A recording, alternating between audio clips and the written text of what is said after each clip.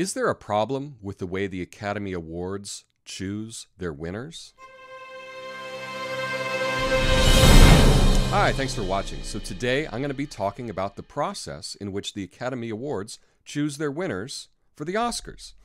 So the Oscars are happening later today, and it got me really excited about the process, and I decided to look into it, and I learned quite a few things that I never knew before about the voting process, and I'm going to share that with you today. So what I learned is that for the nominations for the Academy Awards in all the different categories, the nominations are chosen by the people in that field.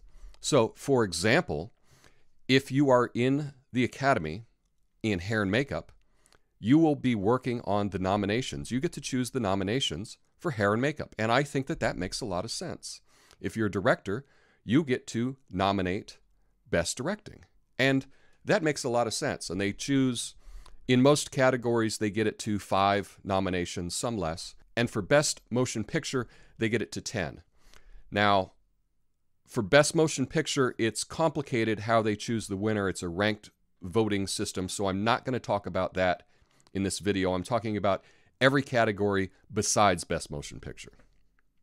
Okay, so once the nominations are chosen, and they're chosen in a very complicated way, but once those are determined, then every member in the Academy gets to vote in every single category. So this year, there are 7,258 voting members of the Academy. Now, why is that important? Well, when you look at each category, some categories are really underrepresented in the overall field, in the overall pool of voting members.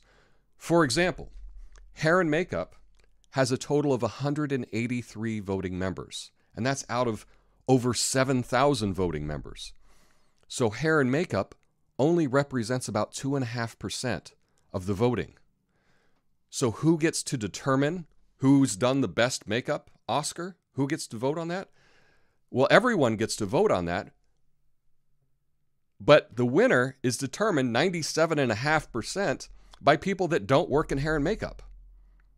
Well, that doesn't seem right. That doesn't seem right to me. Or take directing, for example. There are 512 directors in the Academy, or that are in the Academy for directing.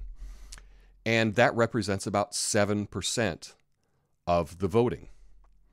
So you're telling me that when we choose Best Director, the people that work in that field, the directors, only have 7% of the vote? That doesn't make a whole lot of sense either, because each member gets to vote on every category. I'll give you a real-world example. Let's say you work for Megacorp, and Megacorp is having their awards, and they're going to tell the world who their best people are in each category. Let's say you work in the accounting department, and the accounting department takes up 5% of the company. And in the accounting department, they come up with their 5 nominees for the 5 best accountants. And this year they determined that it's Jordan and Taylor and Quinn and Parker and Dallas are the best accountants in the accounting department. And they put that up for their nominations. Everyone in the accounting department says, well, Parker is going to run away with this. Parker is by far the best accountant. Parker should win. But Dallas, who's also nominated, Dallas puts in a friend request to everybody that joins the company on Facebook. Dallas is on the softball team and is very popular in the lunchroom, always telling jokes. Dallas has a barbecue party for the 4th of July every year and invites everyone in the company to their house, right? So when the entire company votes on who the best accountant is, Dallas wins in a landslide. But is Dallas the best accountant? Well, not according to the accounting department. The accounting department thinks it's Parker, but Dallas is the winner.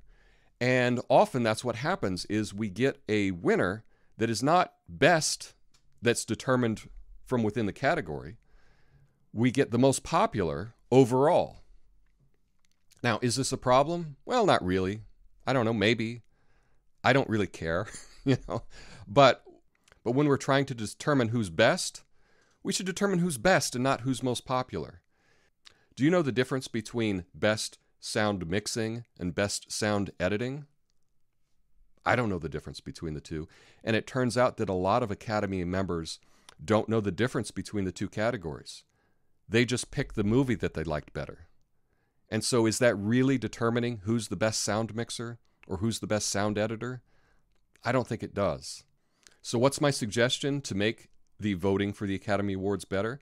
Well, I think if you work within a field, if you're in the Academy for hair and makeup, that your vote should count a little bit more than, say, if you're a set designer or if you work in PR.